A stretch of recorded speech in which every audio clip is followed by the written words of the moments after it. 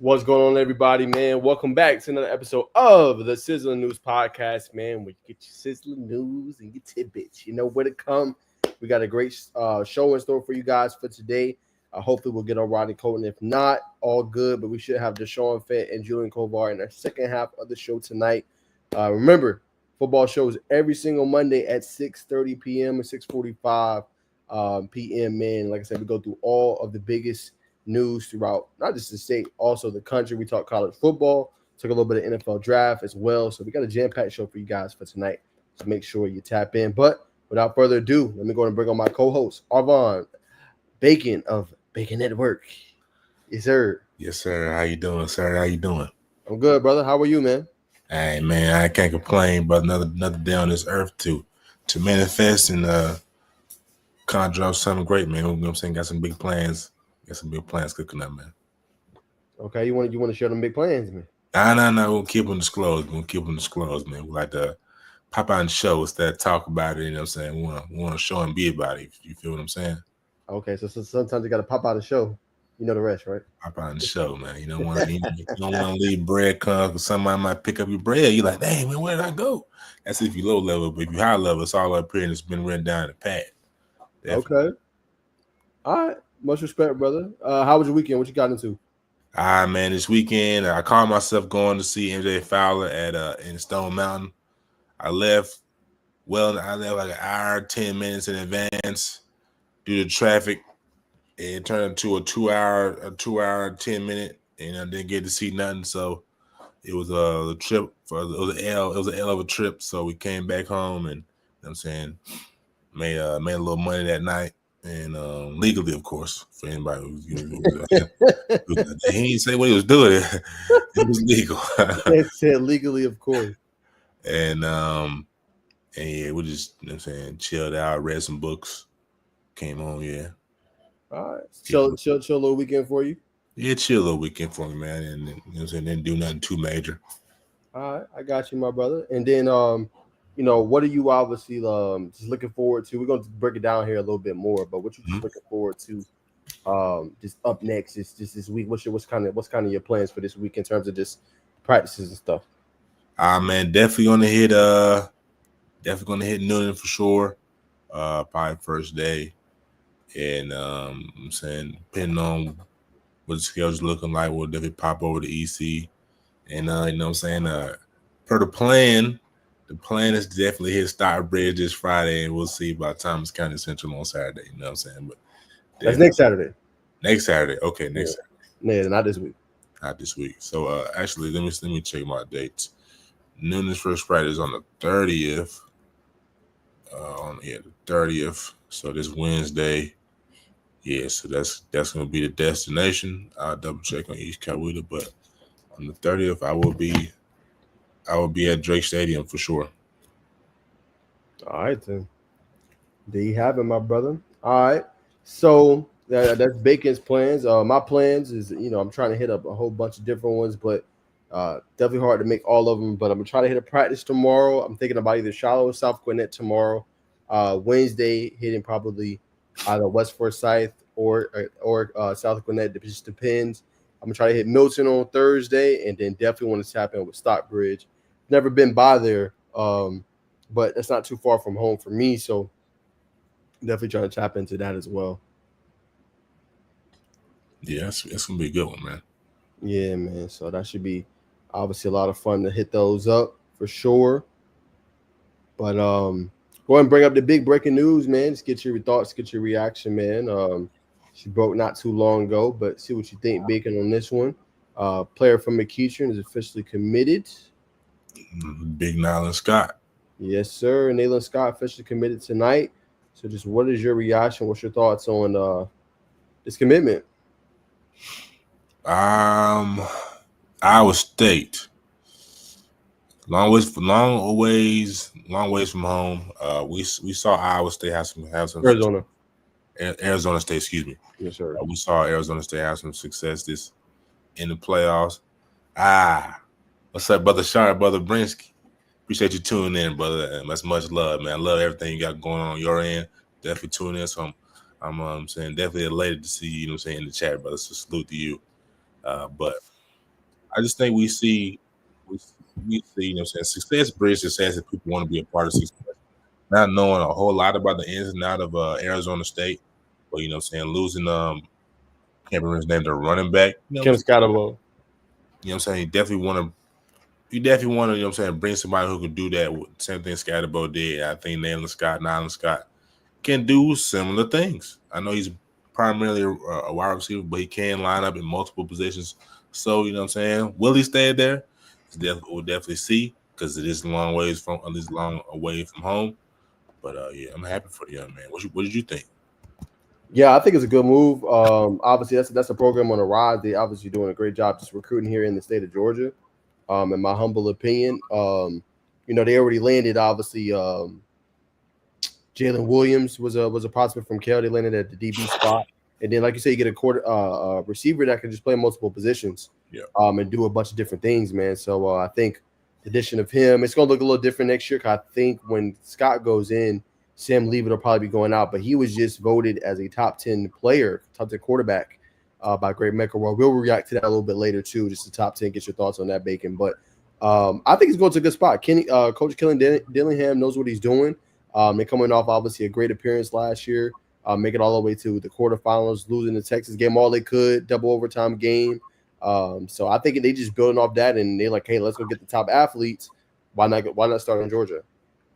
Yeah, man, perfect place to start. McCutcheon, I believe another high school program that we saw last year, maybe the year before, they're turning their cog back to prominence, back to being a destined, desired state in Georgia, as we see this year, Casey Bonner and a few others, you know what I'm saying, joining that locker room. So I'm definitely ready to see what they'll be doing this spring, summer, and fall. 100%, man. All right, that's the latest there. All right, let's keep it rolling. So, Bacon, let's get your reaction to this. I know you probably love this kind of news, man, but big news here for just NIL and high school. Just want to get your thoughts on this. Just Dia Bell, he officially inked a new deal. So, what's just your thoughts? Texas quarterback, inking this deal. I think we've seen him in person at OT7, if I'm not mistaken. But just what's your thoughts on him landing this big deal? Texas 5-star quarterback Dia Bell inks NIL deal with Gatorade.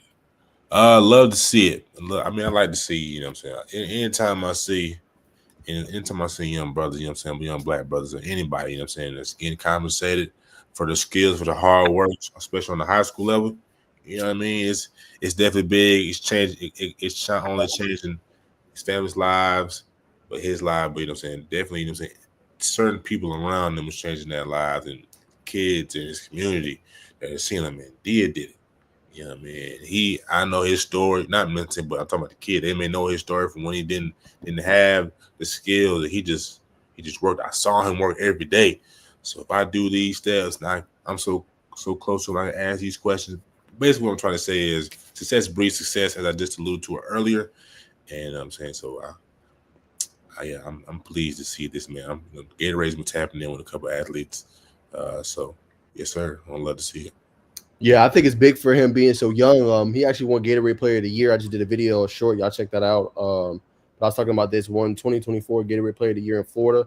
Led him to a 12-2 record, threw for 2,600 yards, 25 plus touchdowns, only 6 interceptions. So I think it's big for him. Just, I think the main thing, Bacon, just keep your eyes on the big prize, which obviously a lot of these kids want to go to NFL. But if you can make money while you're doing it, good. Just don't get a big head. Keep working, putting that same effort and work before you had all the accolades and partnerships. But think about this for him. You could potentially launch yourself into having potentially a lifetime contract with Gatorade, potentially. Not saying that would happen, but you already have it now. That's going to probably go through college. And then if you can continue to be kind of that star quarterback, it's going to definitely follow you to the NFL. So, you just got funds on top of funds, consistently coming in for you. So I think that's huge. He definitely is dealing with a gold mine on his hands if he just continues to go off of this opportunity and continue to build, bro. 100%, man. 100%. And what Gatorade flavor you think? What Gatorade flavor you think is he like? If he could come up, they came up with an exclusive Gatorade flavor. What would be his exclusive Gatorade? Probably be the purple one, man. Purple one? You're right. That's a good idea. Like, what would be his exclusive? Maybe purple. I know the kids be liking exotic flavors and stuff. Yeah, cucumber. Yeah. Like kids are like how the hell you like cucumber? Yeah, kids be liking exotic stuff, bro. You'd be surprised. Nah, 100%. But I'm definitely glad to see this, man. You know what I'm saying? We kind of see Nike pulling back in their popularity. I it's tough to write Nike off because they're still attached to so many different high caliber athletes that we just saw Asia Wilson with her sneakers. Gatorade would be a great deal to have it for a few years. For a few, why just a few? That's my question, Ms. Nancy. Why just a few? But yeah, so it's tough to write off Nike. But you know what I'm saying, Gatorade still being the you know what I'm saying, the flagship of sports drinks next to, I guess, body armor. You know what I mean? This is, like you said, brother, could be a gold mine for him moving forward. 100%, brother. I mean, I definitely agree. Working with a monster, man, and he continue to capitalize, man. It could be something special for him moving forward. But other big news, man. Also some big commitments. Let me pull this one up. But all the way down south, man, Thomas County Central, TCC. Cameron Brooks, he officially committed this weekend, man. Just what is your thoughts? Already has a state title under his belt, man, and made the decision this weekend. See if I can find it.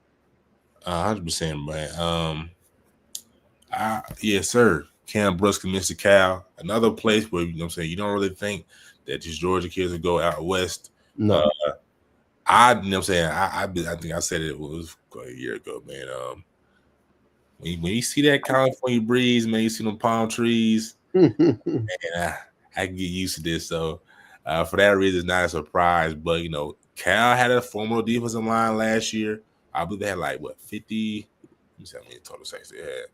34 sacks, excuse me.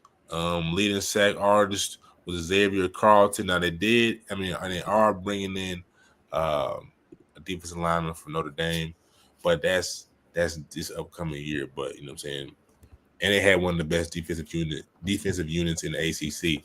So we're seeing this trend continue to move forward, and I'm sure that's why he bought in. He sees the product. I want to be a part of it. And so the Florida breeze and palm trees, just that's just something else to make a brother. All right, coach, I'm gonna commit.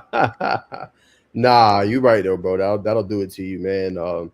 Definitely interesting to say the least. I know Florida State was a team that's very high on him. He's visited a couple times, so with Florida State not being that far from TCC, that's going to be a recruitment to continue to watch. Not saying that California doesn't have a solid one, they do, but we always see that case. They commit this early.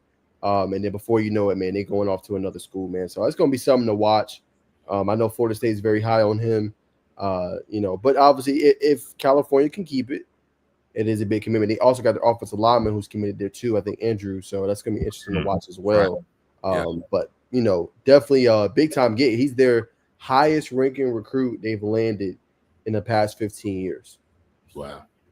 That's big time. That, to your point about Andrews committing there as well as a package deal coming from TCC, that makes this move a little more bona fide. But my question for you is as well, is that we see kids they commit early, right? And like on commitment day or sign whatever, official commitment day or signing day, they jump.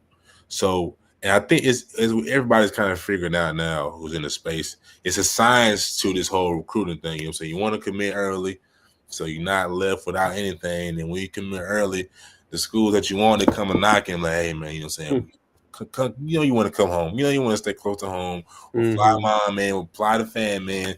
Just sign this dotted line. We got you. So why do you think this happens? That's a great question, Bacon. I think a lot of it is you want to make sure you have a spot on the roster, potentially, because a lot of times, man, they don't have that many spots, right? Hopefully with this house settlement, they'll be able to have more and more scholarships they can give. But the college can only have a certain amount of spots they can allow people to commit to. Yeah. So I think when a kid commits early, okay, hey, lock in your spot.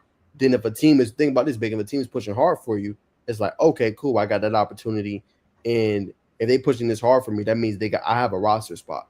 You know what I'm saying? So it's like, even though initially that might not be the college you want or you think about going to, commit there. So at least you have something where you're not looking, oh, well, it's December, a signing day. Oh, man, where am I going to sign? Like the school I thought that was going to offer me never did. So I think for players, it's probably smart, Go ahead and commit early, see what happens with the process. You know what I'm saying? But I mean, don't just commit to anywhere. Commit to a school that you actually like is in your top 5, I would say, or in your one of your top schools. And then if that dream school finally starts giving you that attention and notice, then I would say commit to them if that's really where you want to be at. But it's important for these kids to go where they're wanted and where they has the best opportunities for them. You know what I'm saying? Because you're going to commit and they don't have your best interest at heart. You know, it definitely could be, something that hurts you down the line. Because we see kids all the time after that 1 year, they hitting the portal. You know what I'm saying? So the decision is important because, you get the portal, but it's like, okay, it's going to be a third, fourth school while you're in the portal, fifth, sixth school, or you're going to be able to go to that one and continue to grind through it. I think that's something to think about too. Go where you want and not where you tolerate. That's key to life. 100%, brother. All right, man. So we're going to keep rolling bacon. Let me see. All right, so we talk about that. Screen. I'll just ask you about Jay Lamar. He unveiled his top 6 schools. That's the running back from Colquitt County. His top 6 included Georgia, Miami, Ohio State, Florida State is in there, and I believe Florida. Just what's your thoughts on his top 6? I think is Oregon not in there as well? Oregon, I think, might be in there too. We love Oregon for the uniforms. I think that's why they make a lot of it. I mean, of course, Dan Lanning. Let me not water down what Dan Lanning has meant to the college football world. But so we definitely love the uniforms. I think that's hard. Like, man, Mom, Dad, these uniforms are crispy. I think I can see myself in these. But I'm saying, to me, he's an SEC back. Just powerful back. I saw Nick Chubb. I could be gassing, but shifty, quick, low to the ground, very powerful. He's got the breakaway speed. He's got SEC written all over him. If he wants to rewrite the rules and go Big 10 or Big 12, excuse me, or go ACC, then by all means, young man, definitely do your thing. But wherever you go, I know they're gonna give you the ball, and we're gonna be successful because the film is undeniable. Yeah, it is, man. I think his change of direction is what makes him special. Ability to just be able to cut, not see a lot there, and then be able to make that move and hurt the defense. I think Clemson was that other team I forgot. Yes. Instead of Oregon, that's in there. But yeah, man, I think he's a great player. Love to see his rise. Crazy, I was reading about his story, man. He actually, dealt with a gunshot wound at one point when he was 14, 15 years old. So it's a true testament of resilience, man, overcoming stuff, changing your life. And now, man, I mean, he's going to be able to go off to a big-time school. Has everything in front of him, man. So I think that's special. Yeah, so like, did they give any more context about that, or did it just like? Nah, I was watching the interview and they talked about it. He didn't go into grave detail, but he was like, man, I'm just blessed to see another day every day and be able to chase my dreams and my goals. And he was like, yeah, now my main focus is just football. So I think, for him, just a learning experience. He was young, 14, 15 years old. So yeah, he learned from that and, hey, let me lock in, man. And he's seeing the results now. It's crazy how sudden life, close moments of death, life altering. Really life altering can change. Like, man, it could have all been gone. I haven't been taking my football serious, or something just clicks, man. It's crazy. Would love to see some advanced science behind that. But yeah, definitely kudos to him, man. Brother's gonna be special for sure. 100%, brother. Well, do you got any other high school topics you wanted to hit, man, before we go into college? I don't think not off the top. Let's try to find something. All right, brother. So I gotta get your thoughts on this, man. I just did a video for those that's watching on the tube, man. Y'all go check it out. But I'm gonna get Bacon's live reaction, man, just see what he thinks. But top 10 college football quarterbacks is via ESPN analyst Greg McElroy. Got a chance to meet him, a lot of the college football pundits and top people in the game. But this is top 10, brother. Cade Klubnik, John Metier, Sam Leavitt, Drew Aller, Garrett Nussmeier, Carson Beck, Lenore Sellers, Sawyer Robertson, DJ Lagway, and Haynes King. What is your thoughts and reaction to that? I'm just the Cade Klubnik at the top is just not rubbing me the right way. But when we look at, I'll probably put Lenoris at number 1, just based off this list. I don't like Carson Beck in the top 10 at all. I definitely would shift Lagway and Lenoris 1 or 2, whatever people want to people want to say. And I'll bump Hayes King up probably 5. I haven't seen film on Sawyer Robertson, but everybody else I have seen. I like Sam Levitt. Probably It's too high for me. Too high. What you think? Like 6, 7? Yeah, bro. He's not no top 3 quarterback in the country, bro. So you like? Do you like Drew Aller at 4? Yeah, I'll probably put Aller at top 5. He's super talented, man. Okay. This past year didn't have a lot of great receivers, as I told y'all in the video, but there's no excuse this year. He got 2 1,000-yard rushers from last year coming back. Nicholas Singleton and Katron Allen. I know they lost their defensive coordinator, but they added one of the best receivers in the portal, and Trevor Pena, who played at obviously Syracuse. Tech fans, I know y'all remember Pena from that game when he lit us up. You know what I'm saying? So got a guy that had 900 yards receiving, 8+ touchdowns this past year. So for me, it's no excuse. Like, Aller's supposed to be that guy, and he's one of those top draft picks going into that 2026 class. So he got to take that step forward. Now, they made the college football playoff, made a nice run, but I want to see him with more talent just be able to take that next jump. This is the year for him. This is it. This is definitely the year for him, man. So, I mean, they had him in Heisman talks very, very early. So expectations are there for him. So I mean, that's definitely somebody I'll be watching closely. But to give an overall grade for this list, I'm gonna give it a. It's hard not to give it a D, but we'll be generous and give it a C-. Wow. Okay, C- for you. I gave it a B-. I don't understand. I mean, he gave a comment on it. Let's see what his comment was. I don't understand how Arch Manning is not in this top 10 though. There you go. That's kind of wild. He says, very hard for me to justify putting a first-year starter ahead of guys that have actually done it when the bullets are flying. That was his answer for leaving Arch out. But I think the potential for Arch is too great to leave him off this list. Like, I'm not putting some of these guys on here that he has on here over Arch. That's just me. You know what I'm saying? So, interesting, obviously, response. But, yeah, I give it a B-. I like that he has Haynes King. So, like, that's one of the reasons why I would give him a little bit of a bump up, because not everybody recognizes him as a top quarterback, but he is. I like DJ Lagaway. Sawyer Robertson, I'm not that big of a fan of. So, I would take him off this list. Sam Levitt, I would move all the way down to like 8 or 9. That team was mainly Cam Scatterbo. You know what I'm saying? I want to see what he does this year and be able to get down on those turnovers. John Mattier is a little high for me as well. Transfer portal quarterback. But I want to see what they do this year. They showed on offense last year for Oklahoma, but you got Mattier, who's considered the best quarterback in the portal, and then they obviously got Jay Knott. So can you take that step forward if you're Oklahoma? Can you be competitive? Can you win that Red River rivalry? We're going to find out. Cade Klubnik, I do like him as a top 3, top 4 quarterback. I think he has all the tools. It's just being able to go deep in the playoffs. You got Bryant Wesco. You got TJ Moore. You got all the receivers you need. And you're going to have an elite defense once again. So it's like this should be the year they take that next jump. Garrett Nussmeier, I mean, same thing. Can you make them short to intermediate throws? We've seen you do it with the deep ball, but deep ball is not going to always be there. Can you, without a Mason Taylor at the helm, no Kyron Lacey, RIP to him, who's going to be the next receiver to emerge for LSU? That's one of my biggest questions for them. And then Carson Beck, can you do it without having everything around you? Last year, Georgia had a formidable defense. They didn't have necessarily the weaponry that they're accustomed to having, but they had the defense. And, I mean, I give it to them. They won an SEC title. But you could see he wasn't the same player when he didn't have Ladd or Brock Bowers and stuff like that. So can you overcome different things? I don't know. I just don't think Beck's a top 10 quarterback.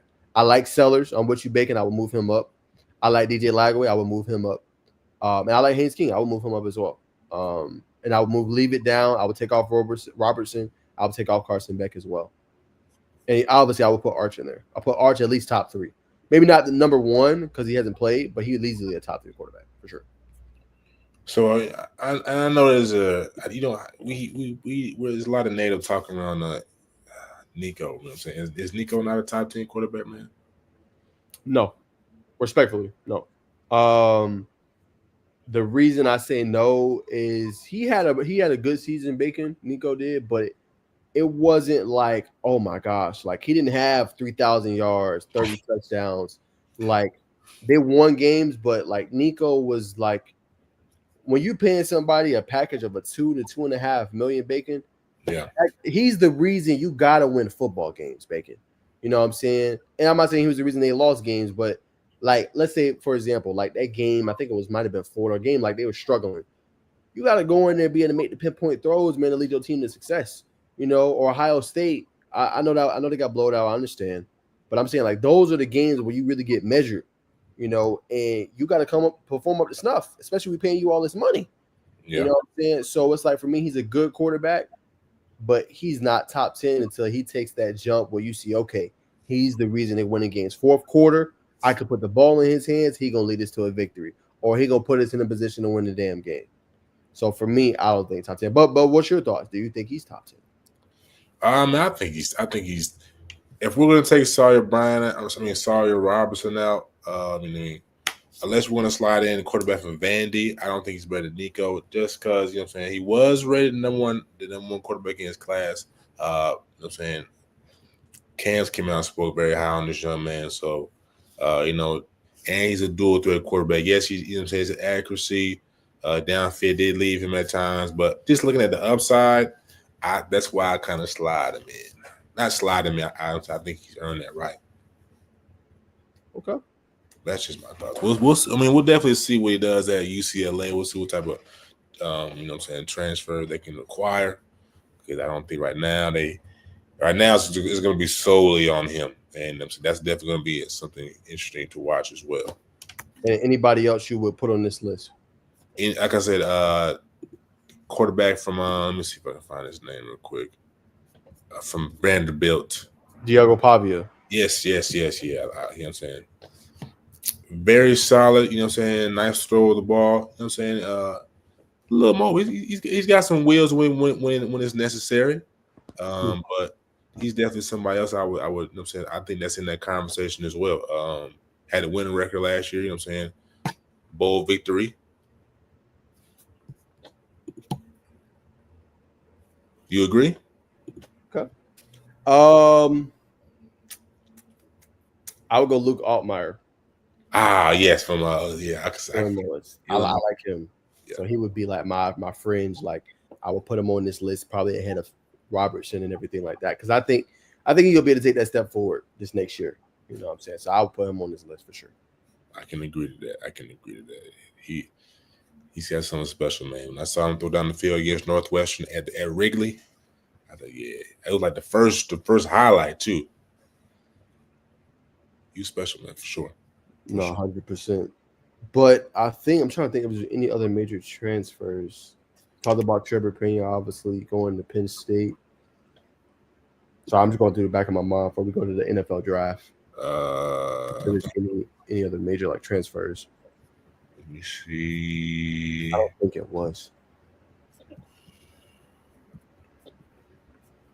Don't see anything right now. Miami picked up a receiver, Keelan Marin from BYU. I know you're a Tech guy. Miami guy. Y'all got Auburn as well. So, but I don't see. Marquise Easley transferred from Georgia to Purdue. But like you said, not a ton. Not any blockbuster guys. Just want to talk about Walclair Flynn. Yeah. Yep, that was a good one. Yeah, he transferred over from UCF to Georgia. Obviously, that was big for him. Probably gonna be a depth piece. I heard that they really like that kid, Drew Bobo.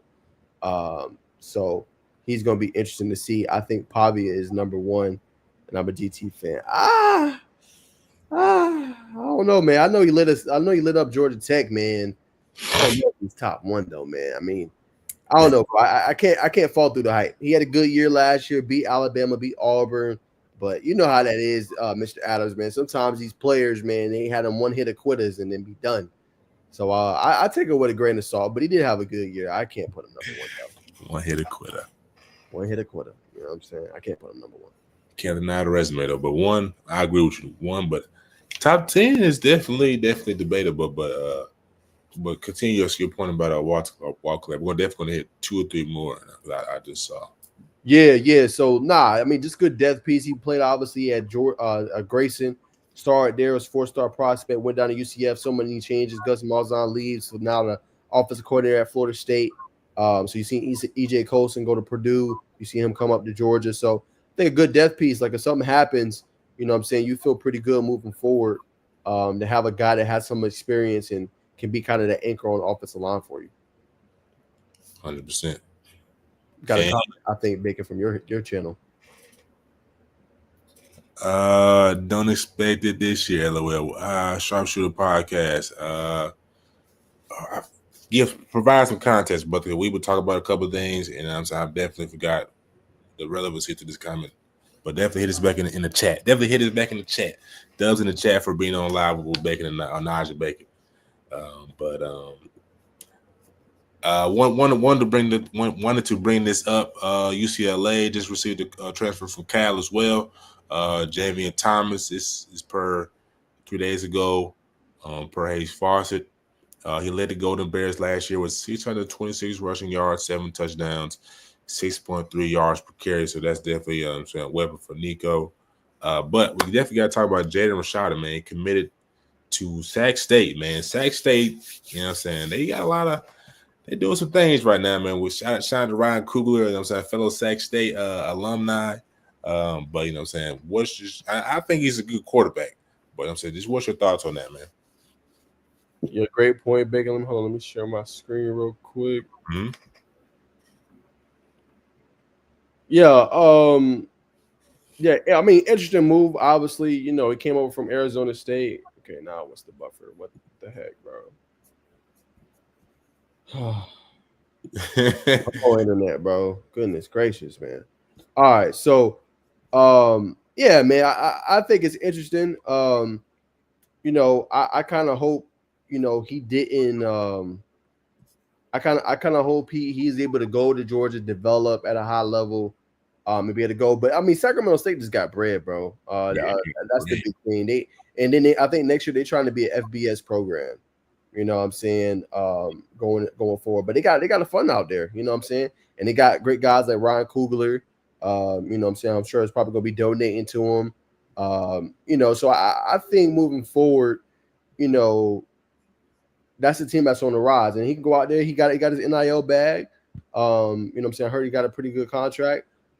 I just hope he puts himself back on the map, because if he wants to play FBS ball, he's gonna have to take that step forward too. You know, and you know, colleges and NFL scouts, they see that him going from Arizona State, or well, initially Florida, but filed a lawsuit against Florida.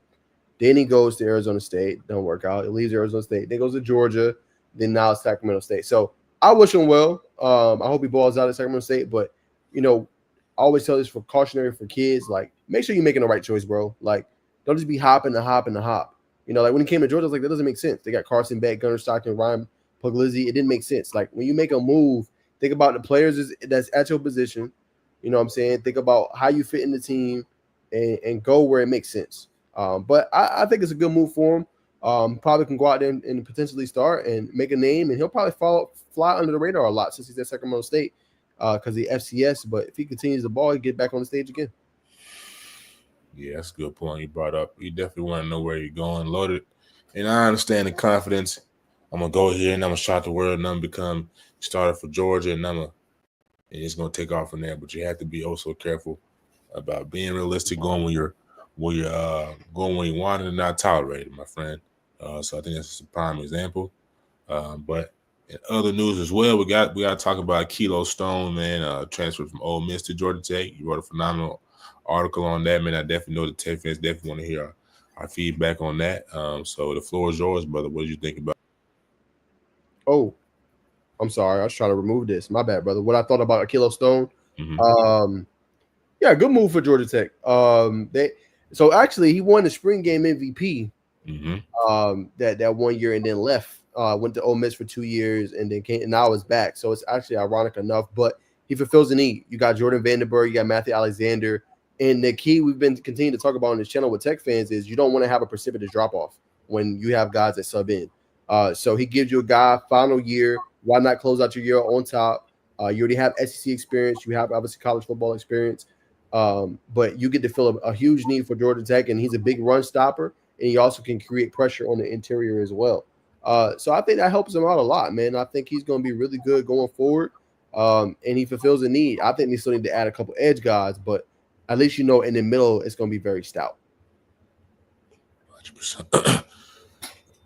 This is Brinsky, LOL. Yeah, I was talking about Diego Pavia beating Alabama. He said, don't expect it this year, basically. I get what you're saying. Yeah. I mean, you know what I'm saying? Now, I doubt Lightning will strike twice. Be realistic about it, but they went there with a good game plan. You know what I'm saying? Is the conversation around Alabama crumbling has quieted down, and for good reason, because it's a new year. But you know what I'm saying? Coach DeBoer will definitely be on the clock come fall, man. We'll definitely want to see how the product looks. Jalen Milroe has gone to the league. They do have a young man from Saraland who I'm saying who are very high on, just like others. So we'll see how the process goes. But I agree with you, brother. I bet my money on Alabama early right now that Vanderbilt wouldn't be upset them. But you know what I'm saying? That's why we lace them up, buckle our chin straps on Saturday morning, evening, and night game. So appreciate you tuning in again, brother. But yeah, I agree. I've got one more. Mr. Adams, what y'all think about UGA's Gunnar Stockton? He's got the weapons and reminds me a lot of Haynes King. He definitely has the weapons. He's got a lot of weapons. You know what I'm saying? They love him up there too. I think that's a point that needs to be brought up. They love Gunnar Stockton up there in UGA. Kid's got heart too, just like Haynes King. You know what I'm saying? About his business. I believe he drives an old Ford, if I'm not mistaken. So he's got, you know what I'm saying, those similar qualities. I mean, I like him. You know what I'm saying? He fits in that Georgia mold. You know what I'm saying? Going somewhere where he's loved. I expect big things out of the Georgia offense this year. I notice this. People are kind of low right now, but when they kind of see things come together, I know, you know what I'm saying, Kirby's doing what he does, man. You know what I'm saying? He's keeping them even keel. Don't want to get too high, get too low, motivating them. I want to see guys be hungry. So I expect big things from Georgia this year. I'm very bullish on the Dogs. What do you think, Naj? Yeah, I mean, I agree. They got probably one of the best skill position groups you can say probably in the country. I think everybody's going to see that this year with the Bulldogs, especially with what they're doing. But yeah, they have strikingly similar characteristics. You know, when you look at them, you break down their game. Haynes King is a dual threat option. He can run the RPO well. We've seen Gunnar Stockton to be able to do the same. Took a little bit on the chin strap against Andrew Makuba in Texas in that SEC championship game. Got right back up.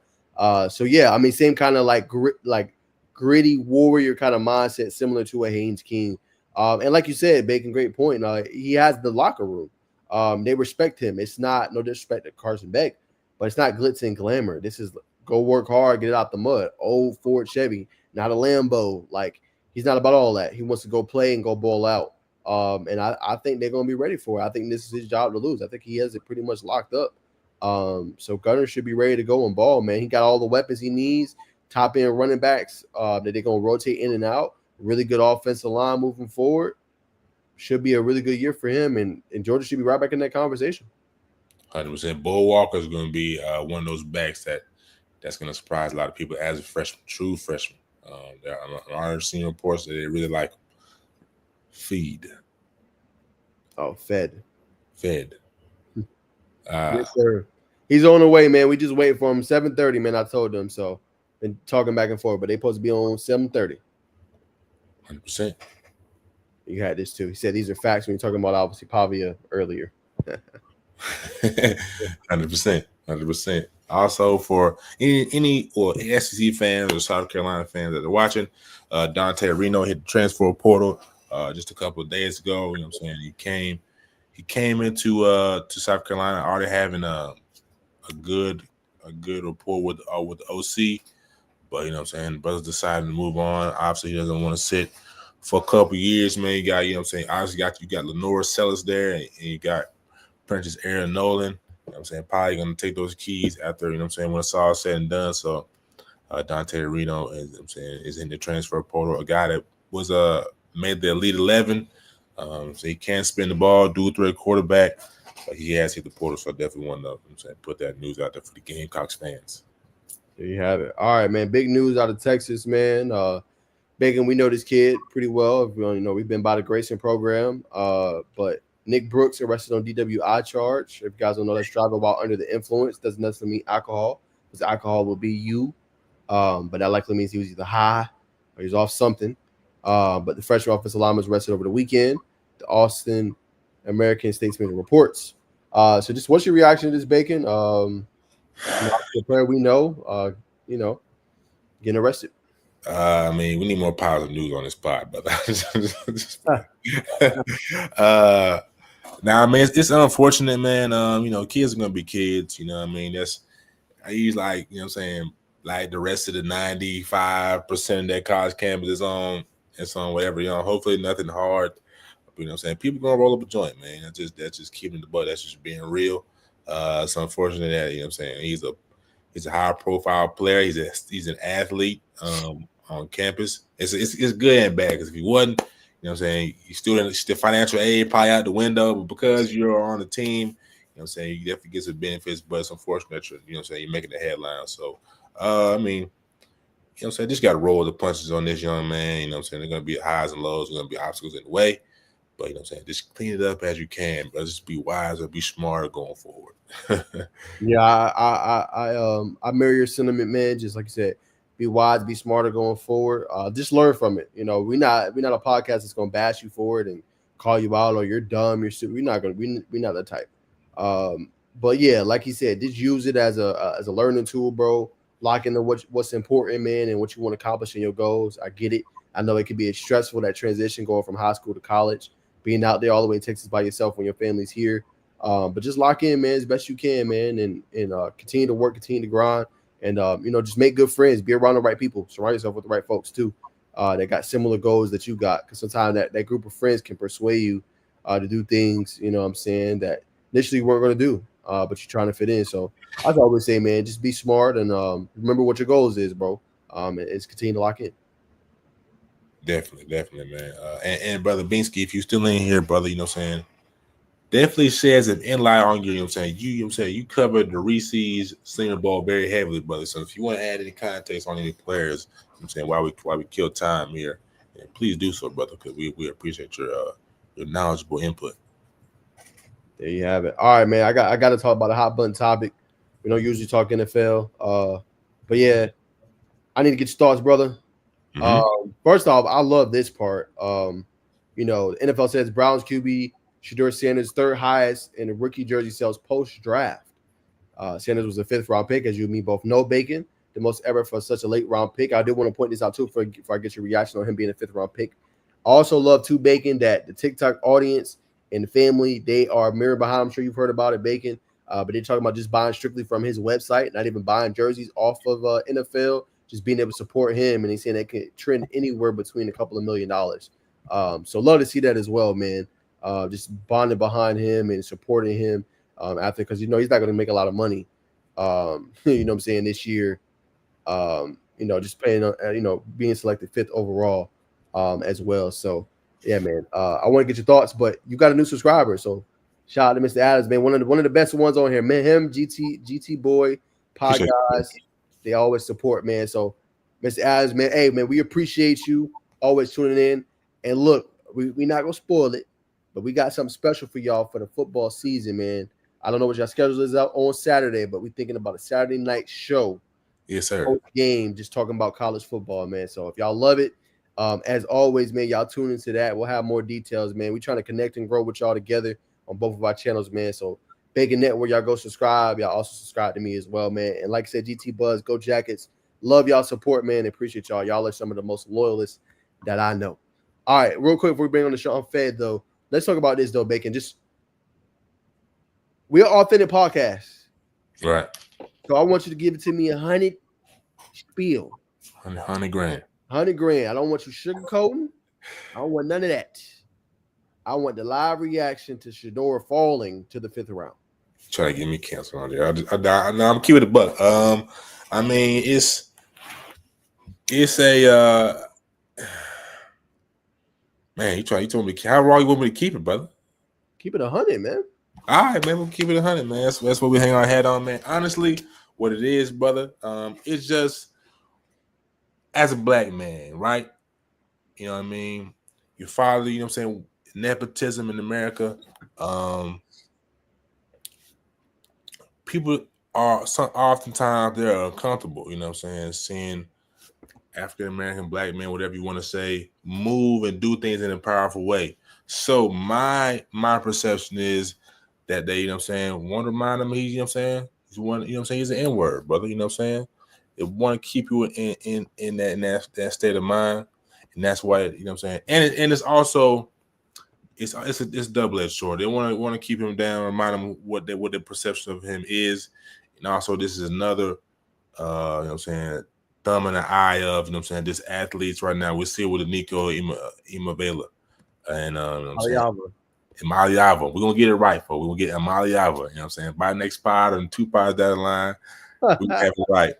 About to play, I bet. So so that's my perception of it is, man. They want to remind them what their perception of he is. They see the power kind of swing towards the player.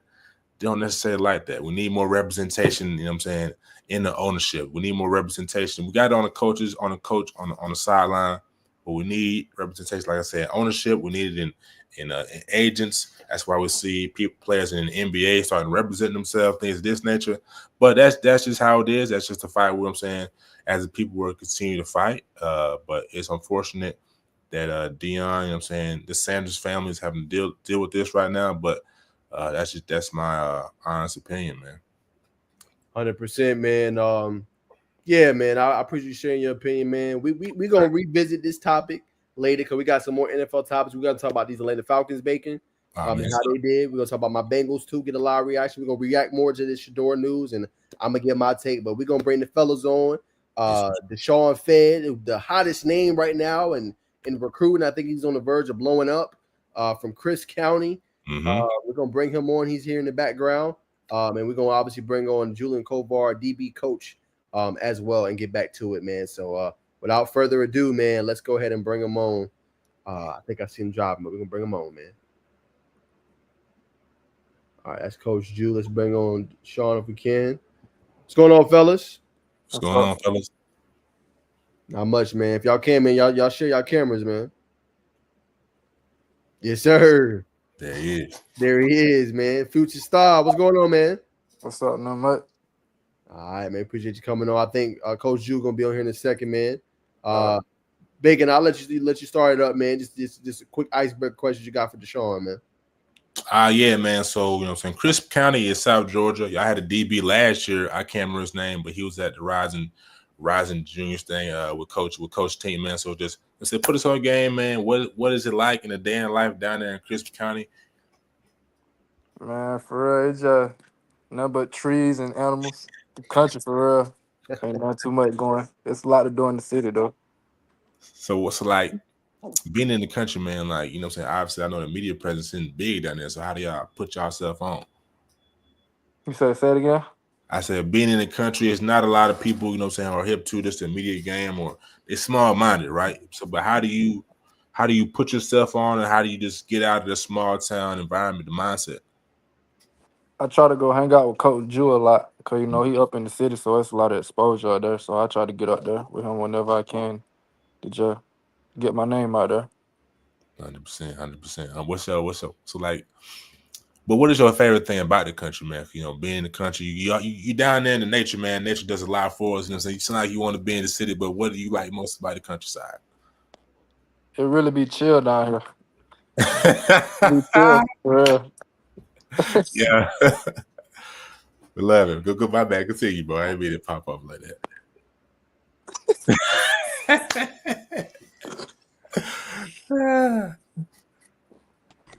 I think Coach Ju. What's going on, Coach? What's going on, Coach? None. Y'all can see me all right? You can hear me? Yes, sir. You know you're on 85 somewhere. We leaving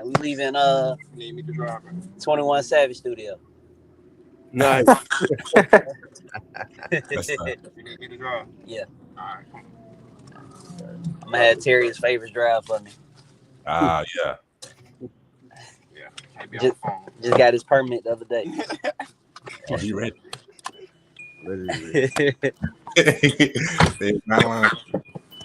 Y'all been all right? Yes, sir. No complaints, man. How about you, brother? I've been good, man. Been ripping and running. We're fed, Deshaun. Oh, yeah. I was telling him. We done drove probably about 5,000 miles. Hey, if you don't mind sharing, Drew, just talk about that because I mean, like you said, Deshaun all the way down south, man. Like I said, it's the country, ain't nothing but trees and animals. So I mean, you do a lot for him, man. You got him on these visits to Georgia, Cincinnati, Miami, Tech. Just talk about you just trying to help him out in terms of just exposure, man. Shoot, well, when I was talking to him originally, I had started talking to him about 707. I had to go get him, and then he was showing me some stuff that he had going on recruiting wise, and I'm like, have you talked to any coaches? Have you been in any schools? And once I got in the details, I was like, okay, let's just go ahead and hit the road.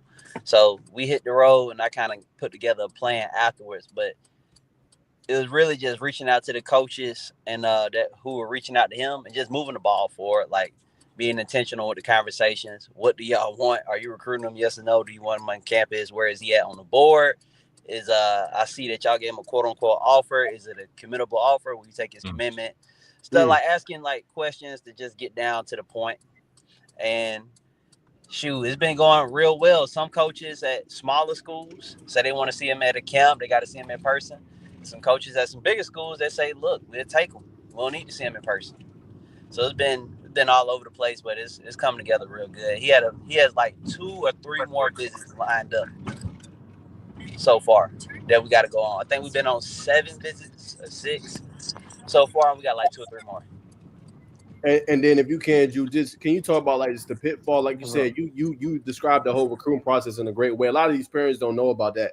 Can you just talk about this, like you said, going through, knowing if the offer's real or if it's committable, knowing if the school really likes them? Like, just talk about navigating that process and knowing if a school is, really for them or not.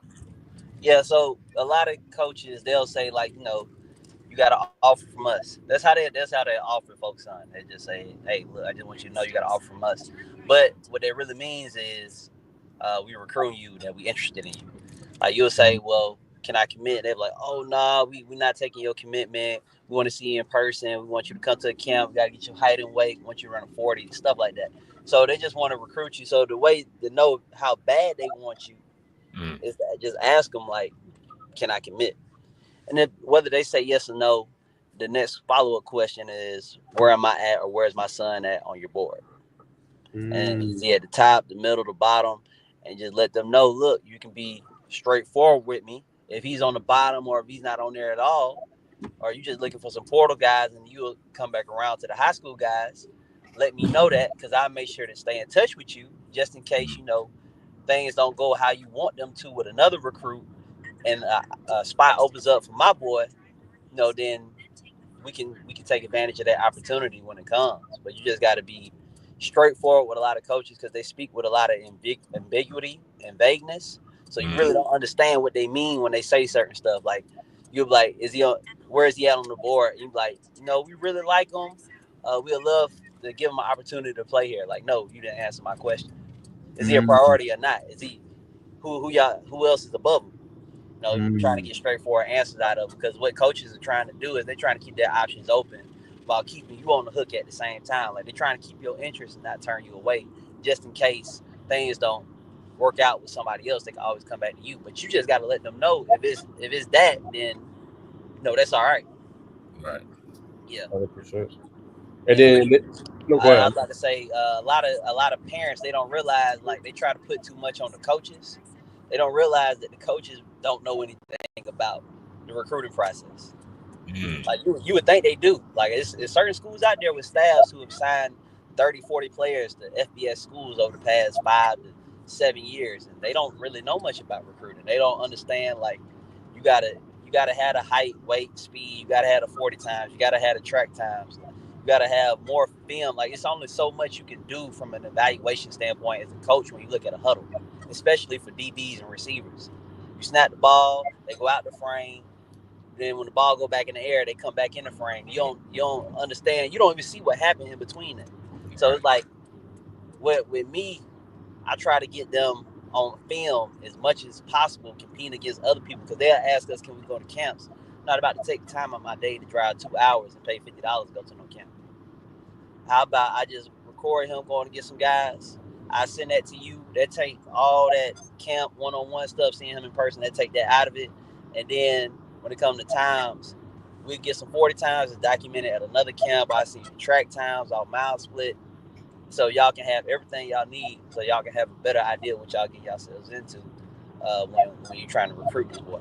Because I like with Deshaun Fed, one of the Northern Illinois coaches asked me, could he come to a mega camp? Not about to go no mega camp. You're gonna get 5 reps. I ain't gonna know who it is. You're not even gonna have no evaluation on. It's gonna be like 200-300 kids there.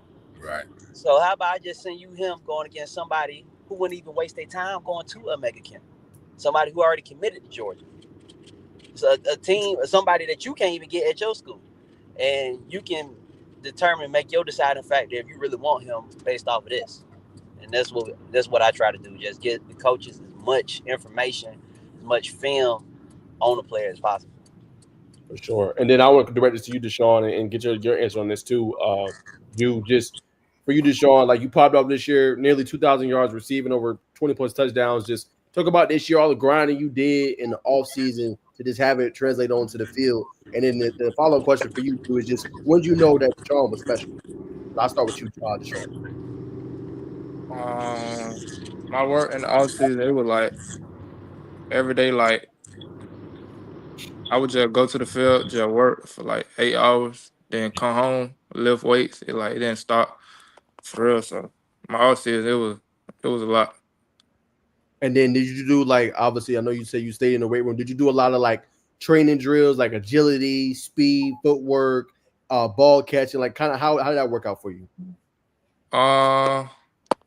I did a lot of like footwork. I ain't really try to mess with my arms for real, like my top shoulders, because I had broke both of my collarbones. So I was just basically about footwork. And that was really catching the ball for real. Got you. And then how was your recovery? Those are 2 tough injuries, man. How did you just recover from that? Just the 2 broken collarbones, still ball, man. That's special. Ain't even gonna count. Ain't had no recovery. I just sat down and just let it heal like naturally. Like ain't had no recovery. No surgery, no nothing, huh? No nothing. I just sat down and let it heal. That's great. And then it took a long time. Yeah, so speak on that a little bit. Just how long did it take you? Months. I don't even remember. It was long though. I just sat on the couch and I ain't even go to school. I just sat there. Had to do schoolwork from home. Just sat there and let it heal naturally. Then like the hospital ain't give me no type of routine, help me. Like it was just crazy. Wow, bro. That's a crazy journey. And then for you, Jude, just when did you know Deshaun was gonna be special, man? Like I said, I feel like your influences impacted him. He's definitely, I've definitely learned more about him and been watching more of his film. He's special. So just when did you know that he was special? Man, we had a 707 team, or we still got it. It's called RKR, and they had brought him up from Chris County when he was in 9th grade. I'm like, what the hell is Chris County? And then I looked it up on the map. I'm like, dang, you don't came all the way up here for a 707 30 minutes. We're only about to play 3 games today. So we had Darnell Kelly at the quarterback, because as our quarterback, he was throwing the ball up the Fed. And I'm like, that's the kid from 3 hours away. It's like, yeah. I'm like, okay, that was a good catch. And then throw it up to him again in the same game. I'm like, hold on, we got a cheat code. We just throw the ball up to him. He gonna come down with it every time. Nobody gonna stop him. And after the first game, I was like, yeah, we got something. And then as the games went on, he stayed over my house. We took him out with us. He was having fun and stuff with the boys. And then we came the second day. I think we lost the game before the championship. No, we lost in the championship. Something like that. They had cheated us in the championship. Yeah, they cheated us in the championship. But Deshaun had like 2 or 3 touchdowns in the championship game. I was like, okay, yeah, this boy different right here. And then I always kept in touch with him kind of here and there over social media. I was looking at his film. I'm like, okay, Deshaun had a pretty good season. And I saw he made the All-State team. But yeah, I knew he was going to be special when the first 2 drives that he played 7-on-7 with us, when Darnell just threw him up the ball, he just came down with it. There you have it, man. Okay. And then Big, and I'm going to throw it to you. I think Deshaun just left. See if we get him back. But just what questions did you want to ask Deshaun and maybe Coach Jude just about their process? Yeah, I wanted to ask Coach Jude, man. You know what I'm saying? You do a lot with these kids. You know what I'm saying? You always shaking and driving and moving. And you have real, you know what I'm saying, necessary, I don't say intense, but conversation with these coaches. So, you know what I'm saying, Do you want to become, you know what I'm saying, one day an agent? That's kind of like similar. You're on the ground agent work, but what are your thoughts about that? Involuntarily, I am the agent. Just Yeah. became that just out of necessity. So like right now, I'm trying to talk to some franchisees for either Wendy's or McDonald's, so I can get some deals for them. And I'm talking to the people out in Boise, where Terry's is committed to try to get him something moving. And the same thing's gonna happen with Deshaun. But yeah, I'm probably gonna be their agent like early on, and if their career goes real high in college, then I make the necessary phone calls to like Clutch or Athletes First, something like that. Somebody with some real connections, that who can take them places where I can't take them. And then with me, I'm thinking about. Well, I'm not thinking about it. I already have my mindset. Starting a foundation to where I can provide resources, the training, the tutoring, and almost anything else for players, like anything they need. And even if like with Red going to Boise, it's not, you can't drive to Boise. So Right. like being able to raise money and pay for the whole family, all his siblings, his mom, to go out there and watch the games. And the same thing with Deshaun. Like if Deshaun needs a tutor, which I'm pretty sure whatever school he go to will be able to provide it.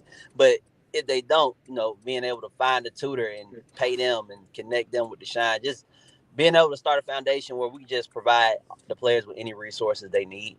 And I mean, it's going to be pretty easy to raise the money because of the relationships I got now. But it's just something I do because I love these boys. It's not something that I haven't thought about it as like as a profession. It's just something I'm doing just because I love these boys. They like my brothers. 100%, man. Well, what they say, man. I'm gonna get you the shot. I'm definitely want to shine a spot on you, but they definitely say, man, your hobby or the things that you love are the easiest thing to turn into a passion that's profitable. But for Deshaun, brother, the young man I was talking about was Caden Daniels, man. So Tatum Davis. I'm saying, so like I said, that's another DB out of your area that's very prominent. So like, what is it about DBs out of that area that's like that it clicks for them and they're so athletic, they're so technical? I'm saying, what do y'all do down there to get y'all prepared? I won't really know the answer to that question because, like, at practice, I don't even watch the DB. Like, we be on the receivers be on the whole nother side.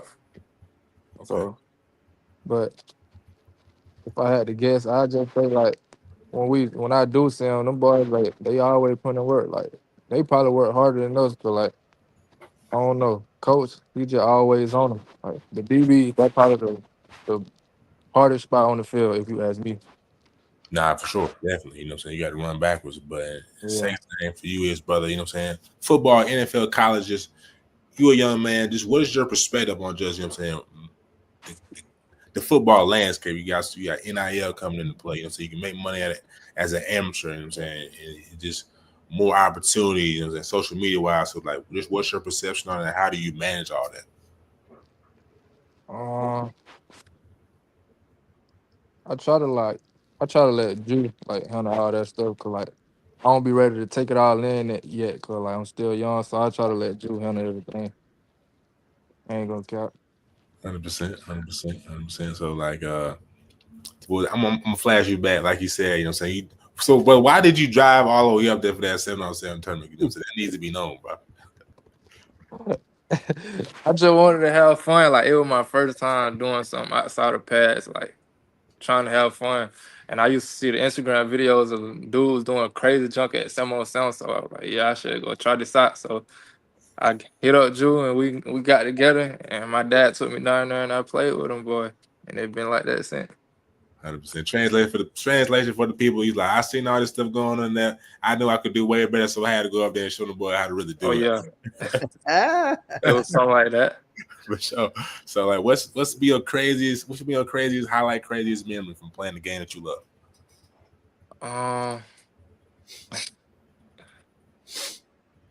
You said my craziest play, like highlight? Craziest play. Yeah, it could be little league, middle school ball, whatever it is. I say high school ball. I was going downfield. I had like a post, and I was running deep. I was like wide open, and QB had on it through me, so it gave the DBs and the safety time to catch up with me. So like right at last minute, I caught the ball and the DB arm was like in my arm, so I caught it and I was running and like 3 on like hawked me down and I stopped. They all went another way and I went the other way and I scored. It was crazy. Like yeah, that play looked crazy right there. It's on film. Yeah, Got it's on my highlight. It's like Yeah, I posted that on my Instagram story.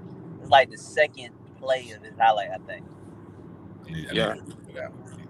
Slipping bad. I need to go check that out for sure. But What's crazy, that play right there, I posted that and a coach from Tulane had asked me about him. He's like, "Who is that? Where you going to school at?" I was like, "Shoot, he going to Tulane." yeah. Ultimate salesman. I like that. One more for you, Deshaun. I'm gonna come back. I gotta ask you some more. But my question is for you, Deshaun, is what would it mean to you? You know what I'm saying, to make it and provide for your family, and hopefully, ultimately, one day come back to you know what I'm saying, Christmas. You know what I'm saying, provide those kids with the opportunities where they don't have to drive an hour and a half, 2 hours up the road just to get an opportunity to get put on for, you know what I'm saying, get more shine, get more opportunities, get more eyes on them. It'll feel good because like for the kids that got potential at football, but like their parents ain't right, like the money and stuff ain't there. I can help out, like how you do. Like I can just help out. It'll feel good then for my family. Live their dream life from off of me, my mom, my sisters and brothers. So yeah, it'll feel good. Just give back, for real. Last thing, brother. What would you tell your younger self now, knowing where you're at?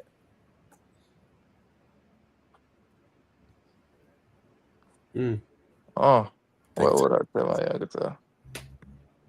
You can do anything and don't let nobody tell you nothing. Like anything is possible. Like younger kids, like my younger self, I feel like a lot of stuff will hold me back.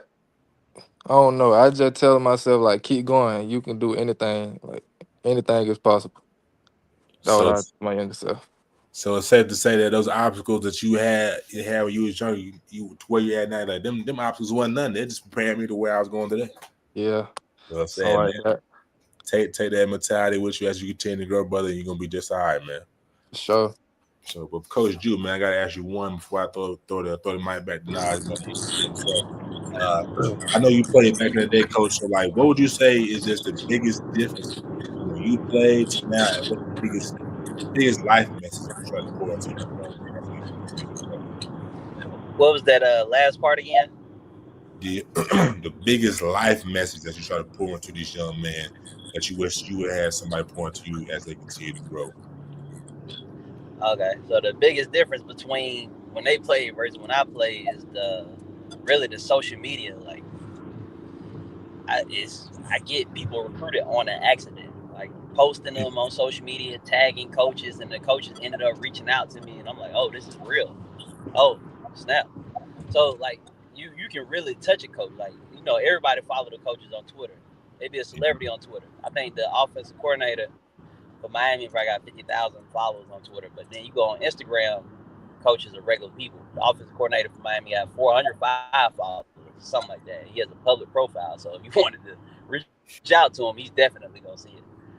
So that's the biggest difference. And then the message that I really...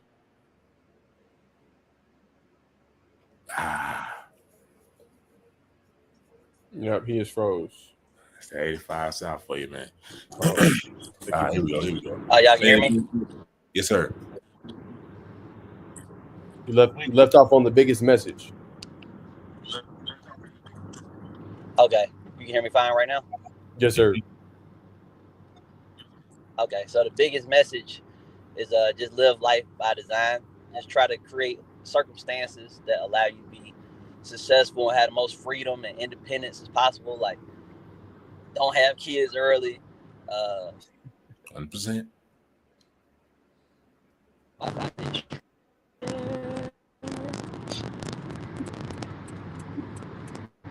I'll keep on coming off and coming on. Y'all can hear me? Yeah, you good. You good. Okay, cool. Yeah, just setting up circumstances in your life to where you can have as much freedom as possible. I always tell them, like, you know, I kind of wake up and do what I want.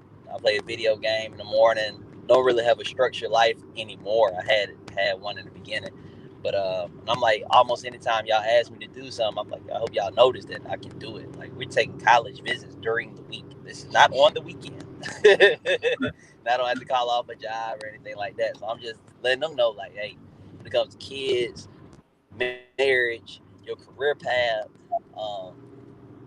and your finances, just pay attention and just live life by design. Don't just float through life aimlessly and just hope things work out. Like, have a plan.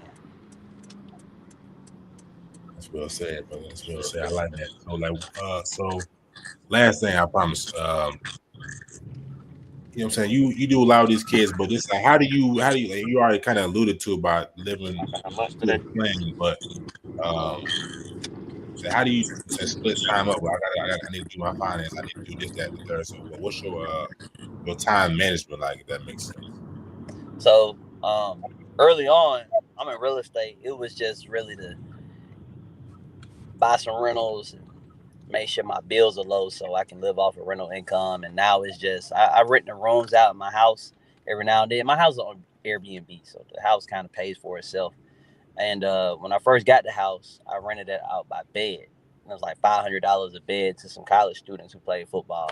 And that allowed me to basically pay my mortgage out for a year. So I don't really have to worry about working and try to pay my mortgage and stuff. And then the rooms being on Airbnb throughout the week, that pays the utilities and stuff like that.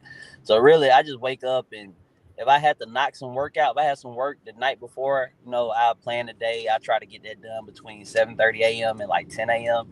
And then from there, it's just really just doing whatever. I'm usually playing the game all day, to be honest with you. Or they have something set up, then my calendar basically turns into their calendar. Taking on the train and the training them. That's it.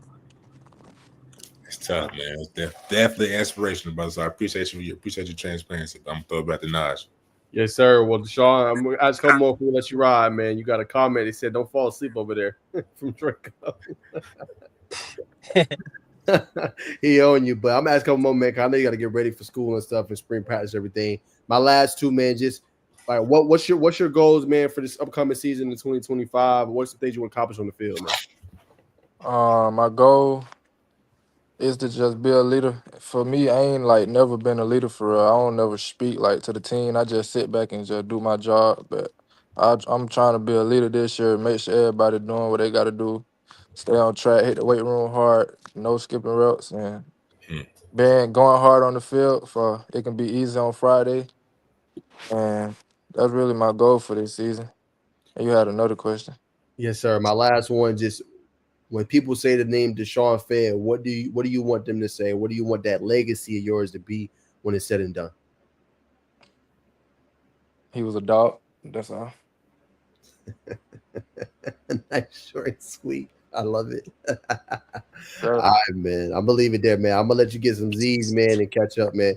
Coach Drew, don't leave this yet. We got a couple more for you. But shout out to Deshaun Fair, Chris County. Dog, appreciate it. The name, yes, sir.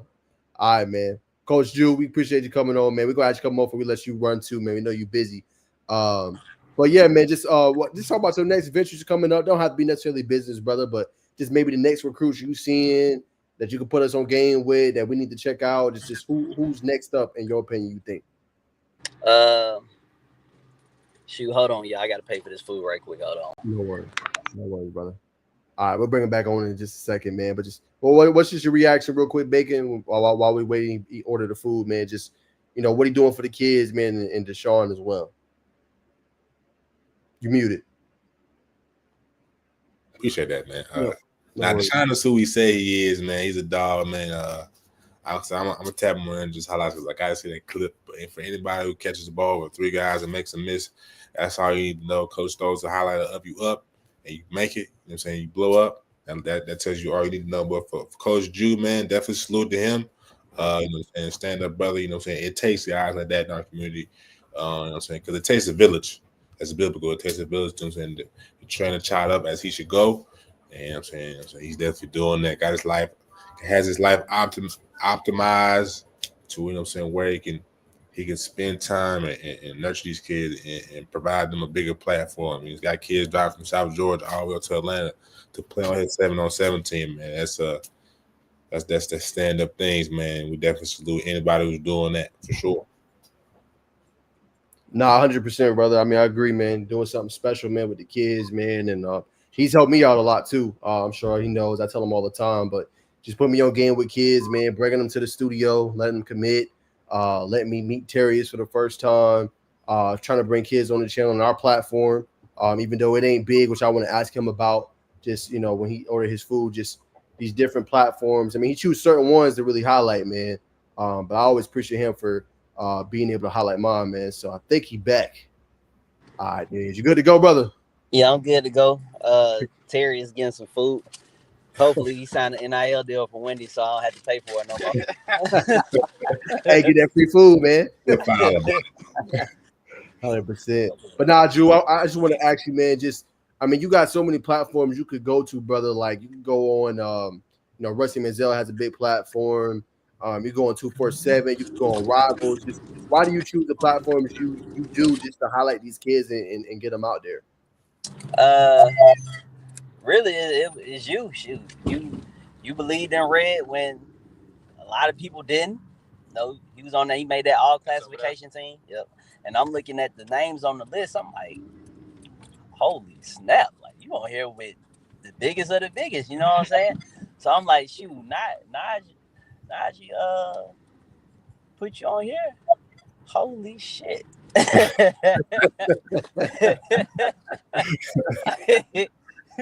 So I was like, shoot, he believe in my boy.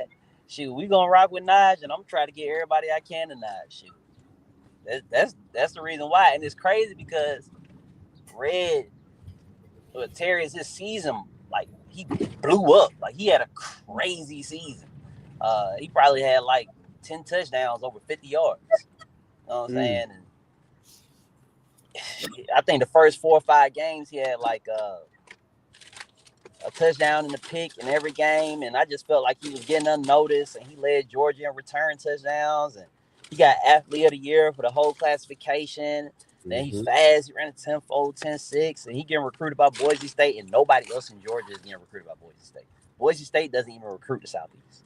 No. And I just felt like he was getting unnoticed, and then when you noticed him, and you believed in him, you picked him, so I was like, yeah, we just gonna rock with Naj. I don't really like anybody else.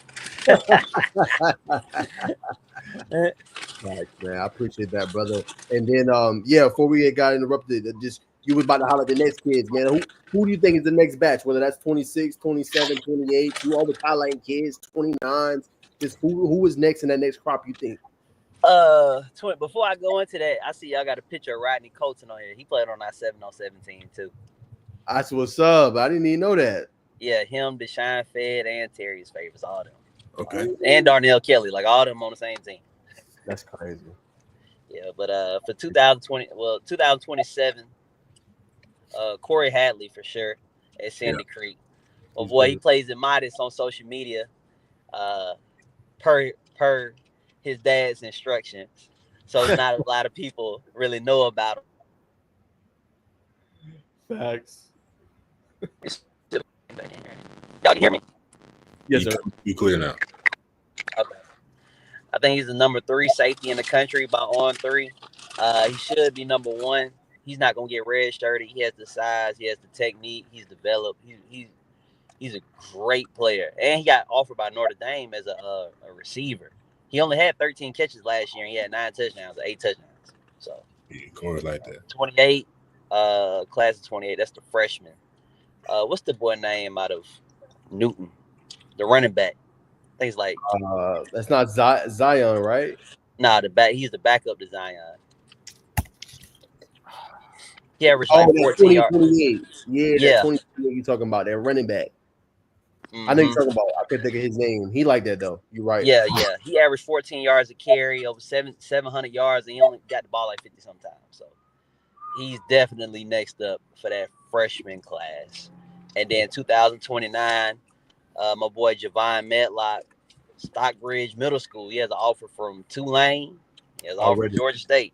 He hasn't stepped foot on on a high school football field. Yeah, his high school practice, his first high school practice is gonna be like either tomorrow or on Friday or something like that. Really, really advanced for an 8th grader. I've never seen an 8th grader that big and who can move, like who's that coordinated and that quick. Mm. It has great body control. He plays DB. And then class of 2029, going to 7th grade, Jaden Graham. He plays for Buford. Jaden Graham is probably one of the best DBs in Georgia right now, as is. Like, regardless of age. It's actually that good. He could probably start, if he won 100 pounds, he'd be able to play high school football. And then 2031, that's as far back as I can go. I never thought I'd be dealing with middle school kids. Aiden Favors. Oh, my God. Terrius Favors' little brother. He's going to be a monster. He's probably going to be like, I'm not exaggerating. He's probably going to be like the number 1 or number 2 cornerback in the country. Oh, wow. Yeah. And Oliver Davis, he like, oh, my God, I can't believe this kid is in 6th grade. And we go see Oliver. He out there training Kobe Bryant, who just got signed by the Falcons. He out there training Tyler He should have got drafted, dog. Thanks. Yeah, I think his IG captions might have had something to do with him not getting drafted. That boy crazy. But yeah, I think Aiden's gonna be like a top dog, and then he has his brother to look up to. So he think being the best player and getting recruited is normal. He think working out all the time and being consistent. You'll be surprised how easy it is to get get ahead of all the other high school athletes because they're not consistent at all. Like Terrius is the most consistent player I have, and he happens to be the best one. And it's because of the consistency. Because I can show you reps as a 9th grader versus now he look like Boo Boo as a 9th grader at DB. And he look like a technician now. He don't look like somebody who's gonna get red shirted. Look like somebody who might be playing both ways. So, but that boy Aiden, he look up to his brother hard, and he thinks like, yeah, being consistent, training, he thinks all this stuff is normal, which is not. And I think he's, for that reason, he's gonna be like one of the best in the country. Already got the mentality young. Yeah. And it's crazy because I'm trying to build his confidence, which I think I created. I overdid it, but it was at Friday Night Lights, and some little kid was going up doing interviews. He had the camera or whatever. Yes. And he walked up to Aiden. He was like, "Hey, what's your name?" And Aiden looked at me and was like, "Who is this guy?" He was like, "How does he not know who Aiden Favors is?" Like you 12 years old talking about yourself. Yes, already got it, bro. I love it. Yeah, Aiden 2031, Jaden Graham, Buford 2030, Javon Medlock, Stockbridge 2029, 2028, the boy at Newton, running back number 3, and then 2027, Corey Hadley. Yeah. Corey Hadley Jr. Yeah. Got you, brother. Before I throw it to Big, my last one for you, man. Just want to ask, what's your spring practice plan, man? I know you're gonna be out on some campuses, man. I know you're gonna be with obviously your brothers and the kids, man, helping them. But what campus do you plan on being on? Plan on going to my boys, obviously going to their practices. And I already reached out to some of the coaches, like, look, I need to record them for recruiting purposes at practice. And they okay with that, so I'll be on the field recording them at practice because you got to get as much footage as you can to send to these coaches, man. People do not understand that. And I'm actually one of the few. I might be the only one who does that, like with the one-on-ones and stuff like that. I don't know anybody else that does. So I'm gonna be at Stockbridge, obviously. I might go to Buford. Obviously, I'm gonna go to Carver, Creekside, Douglas County, because I have coaches reaching out to me. It's crazy because it's really just kind of I started developing relationships with these coaches because of Terrius's recruitment. So they asked me, like, who you like, can you give me some film on them? So I'm going to all these schools per the request of like collegiate coaches. Yeah. And it was like, yeah, that spring game, did they get worked out? Let me know about that. I want you to go to that one because I'm gonna be at another one, and these coaches all over the place. So that's going to be my schedule for the spring. And then the summer, I'm just going to be trying to go to everything Terrius Favors got going on. And if Deshaun Fed is still at Chris County, He's just gonna be there. I ain't driving down there for that. But might come get on the weekend or something. But if he goes to school somewhere up here, I'm gonna try to go to all his stuff too. Because it's just coming down to their last year in high school, and Deshaun might be committed before the summer even hit, honestly. And it's not really about the evaluation. It's about like, I'm not gonna see them all the time no more. So try to cherish this last little bit of time I do got with them. All right. I can understand that. So do you, Bacon? Coach, I gotta ask you. You talked about cherish possibly playing both ways. Do you think we're gonna see a lot more players play both ways? No. Why not? They're not good enough. They're not even with Travis. Like, people got to understand, you got Deion Sanders as a coach, hype man. This is strategic. Like, he's keeping Travis in the game until he gets over 100 yards receiving. Then he takes him out. He even admitted that. He was like, yeah, Travis was like 10 yards away from 100 yards. Us as coaches have to do a better job of keeping track of their stats during the game. And then I don't think he knew the playbook both ways. I honestly don't. I think they just put him in sometimes on defense and somebody told him what to do. I really believe that. But for the players who are because there's not a lot of players who train both ways. So it's just very hard to find somebody who's legitimately good on both sides of the ball. And it just so happens that he trains both ways. Like he's literally he has power 4 offers to play cornerback. He has power 4 offers to play receiver. UJ offered him as an athlete, and he's a lock as a returner at every school. It's rare that you see that, but it's rare that you find somebody who trains consistently as well. And when you do, it's usually one side of the ball. Yeah. So I don't really think it's gonna be a lot more others, but I do think Travis Hunter is. I mean, it might be some like 8 years from now. Because, Jacksonville is going to let Travis play both ways. Obviously, he has no value other than playing both ways. Like, he's not the best corner. He's not the best receiver. So why you draft him? So he play both. That's what I'm thinking. Yeah, I just hope they don't burn him out, to be honest. No, he's not going to burn him out. He's probably not going to start both ways, but he's going to play both ways. And I'm hoping that – I hope that can happen with Terry's at Boise State, honestly. Like, we got to go on his official visit in June, so I'm definitely going to ask him that. Like, I'm not asking for him to start. Just want to know if he can play both ways. Packages, when you go man, like put him in on offense. 100%. And I also got to ask you, Coach, do you have any advice for parents? You know what I'm saying? And you already gave a master class for players, but do you have any advice for the parents, just how to navigate and how to, orchestrate the child, just how to be more consistent? Shoot, stop giving them choices. Like, parents give their kids choices too much. Kids don't know what's best for them. They're teenagers, so make them go to training.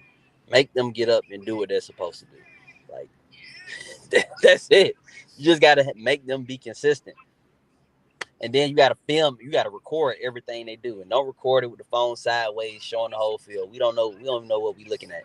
Hold the phone upright and zoom in on them so we can see clearly who you trying to show us. You know what I'm saying? Go to all the 707s, go to all the workouts, post all that stuff.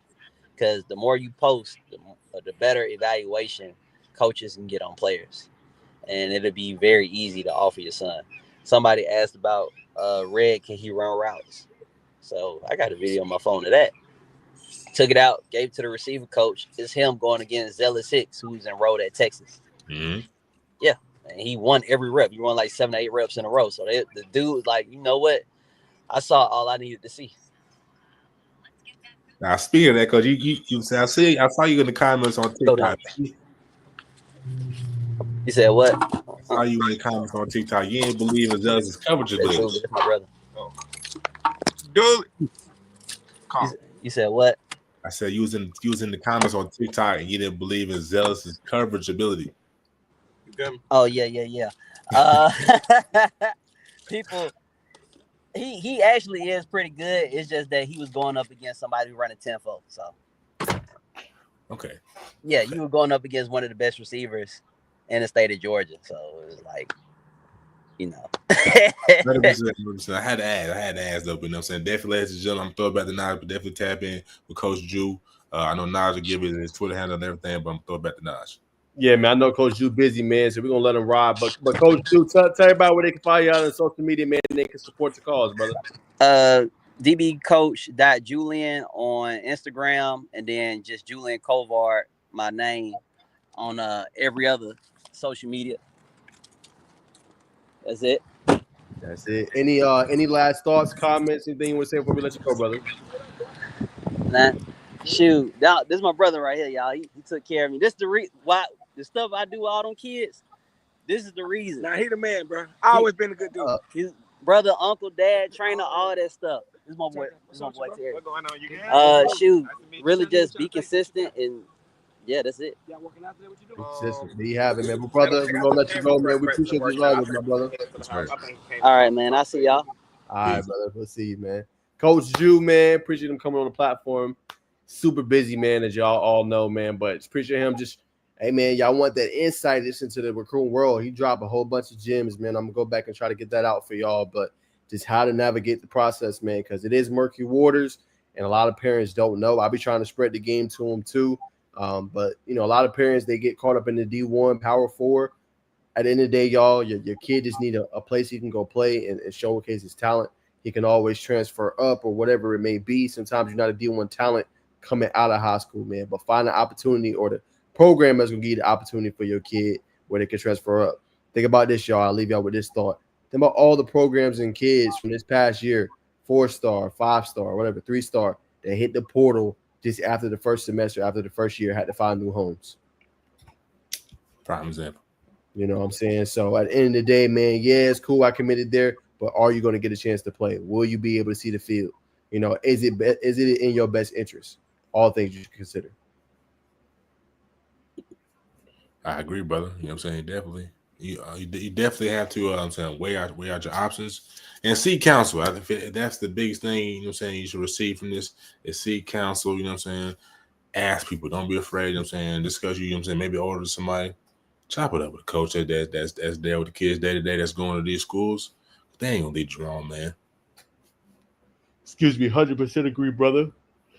100% agree. All right, man, we're going to wrap up the show, man. Last couple topics, man. We're going to go back, obviously, on the Colorado topic. You gave a good sound bite on this, Bacon.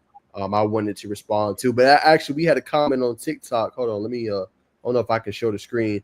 But we had a brother, he said, where do y'all have Bama this year? F22TJ. I don't know if you're still tapping in, my brother, but appreciate you tapping in on the TikTok, man. Much love to you, brother. But he said, where do y'all have Bama this year? I think for Bama, man, it just depends on the quarterback, Ty Simpson.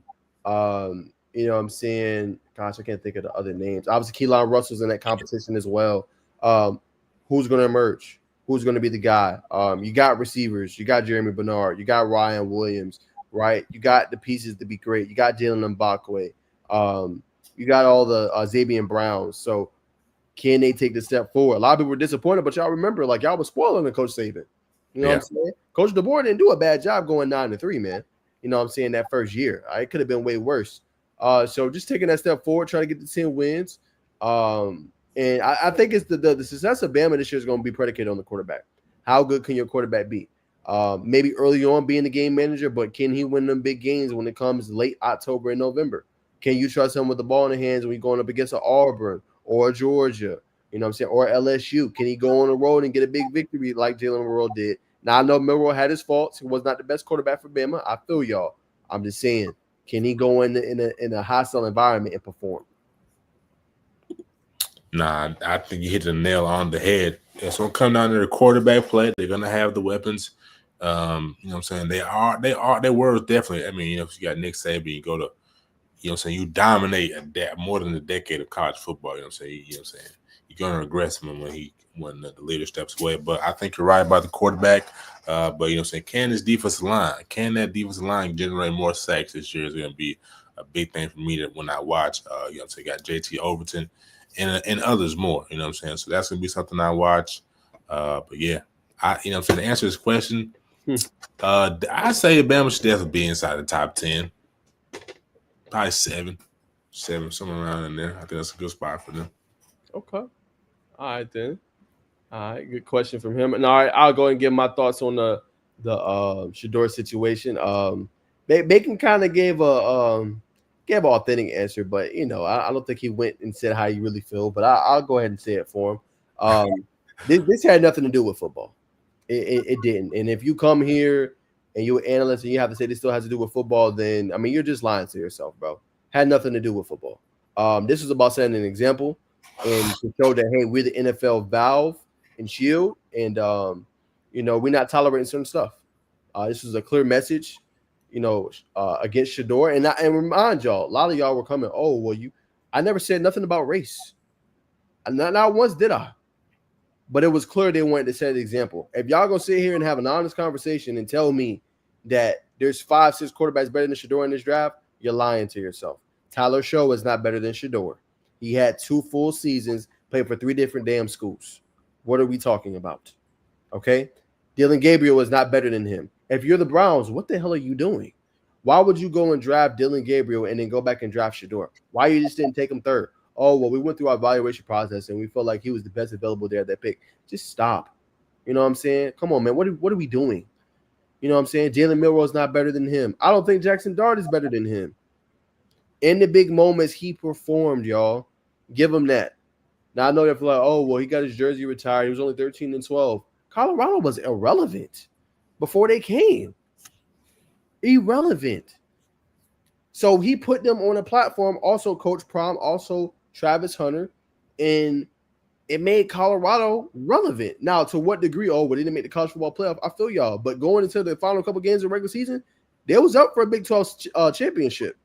Now, if they could have beat Kansas, didn't lose to them, they could have been on that stage playing against Arizona State. So all I'm saying is don't take away from what he accomplished on the field. This kid has never been in trouble. This kid has never broken a law. Just because he flashes a watch and his dad's Deion Sanders should not mean he should be punished, man. That's all I'm saying. You know what I'm saying? I feel like I'm not gonna bring race into it, but if it was someone else, I don't think we would get the same result. I'll leave it at that. I just don't think we would. You know what I'm saying? Respectfully. And I hope he goes. And like I said, told Bacon, I hope he let it be a motivator for him. He goes out there and ball, and he shows the world what he's about. You know what I'm saying? And shows just how good he is, because that spot is up for Cleveland. You know what I'm saying? And I hope he performs at a high level and shows just how good he is, man. I don't think it was fair. And I just think he's a player that can perform at a high stage. And I know a lot of people in the comments said, I don't think people wanted the circus, but what was the circus with his dad? What has his dad done that's been a circus? And obviously, this is one of our great subscribers and followers on the channel. But tell me if I'm missing something, Bacon. What is the circus that Coach Prime does? I mean, I think what people are alluding to when they talk about the circus is how it brings in different performers, which they do that in the NFL. Another thing that they may bring up is, you know what I'm saying, him calling and saying, I don't want my son to go to this team, which the Mannings did. So to your point, I agree. I don't really see the circus thing. To me, it is a race thing. You know what I'm saying? A race thing in terms of we don't want to see black people in power doing it the way they've been doing it for a while. I think that's what it comes down to, brother. Like I said, just reminding them that you are beneath us. You know what I'm saying? You haven't got to that level yet. We still want to control the narrative, control this, that, and the third. That's why I said we need people in ownership, and hell, may need our own lead. But that's another discussion for another day, man. There you have it. We'll leave it there. We gave our thoughts and our opinions on it, man. Much luck to Shador, man. And I'll just tell any parent out there, especially of color, man, be in y'all children's lives, man, whatever that is. Because there's power in having a father, you know what I'm saying, in obviously the children's life. Me and Bacon are both examples of that. You know, both of our fathers in our lives, and you see the difference that me and him both are making just in general. Not just on kids, just we could be doing so many other things than what we're doing now.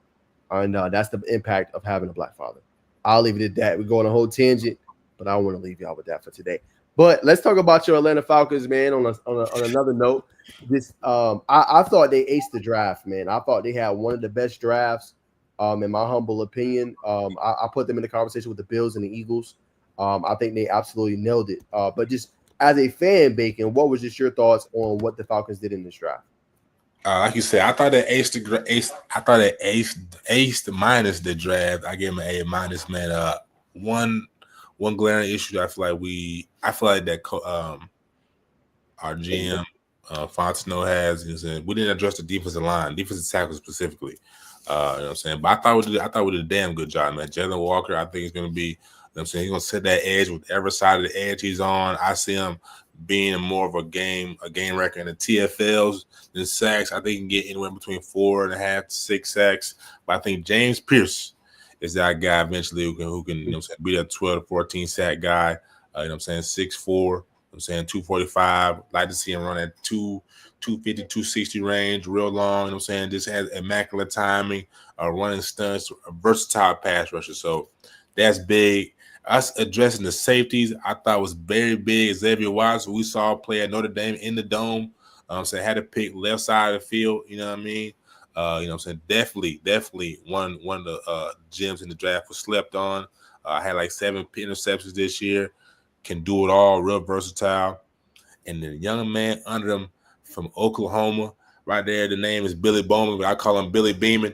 You know what I'm saying, for Willie Beeman for any given Sunday. Does similar things. I think he had like 9 interceptions, but as a ball hawk. Been hearing, because I've been watching or reading the AtlantaFalcons.com. It's possible that guy could you know what I'm saying, could fill that role for D. Alford, playing the nickel position.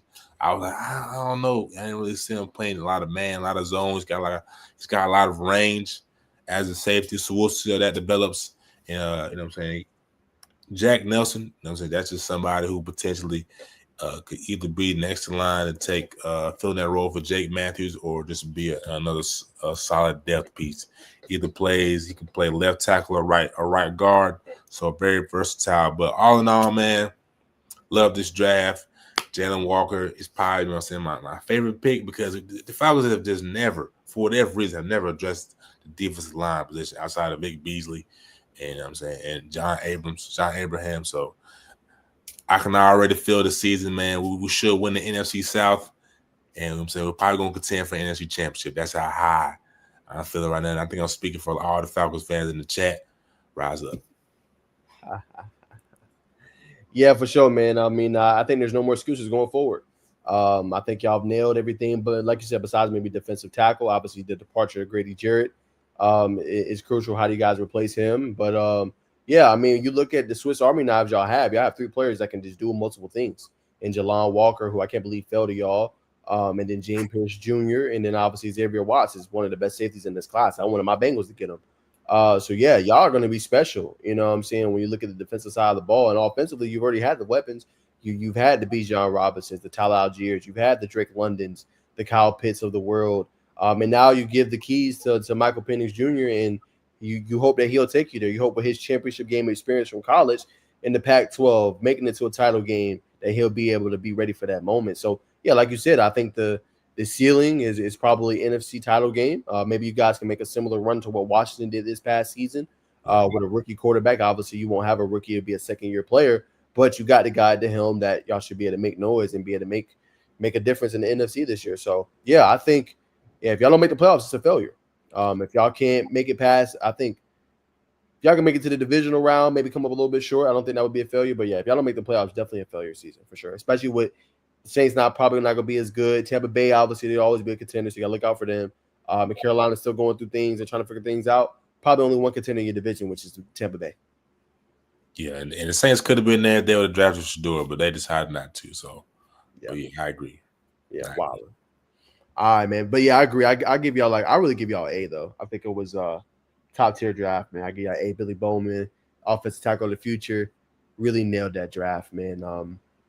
I guess I'll go ahead and give my reaction to my Bengals. That'll be fun. It's our draft pick and what we did. Yeah, let's see who y'all got, man.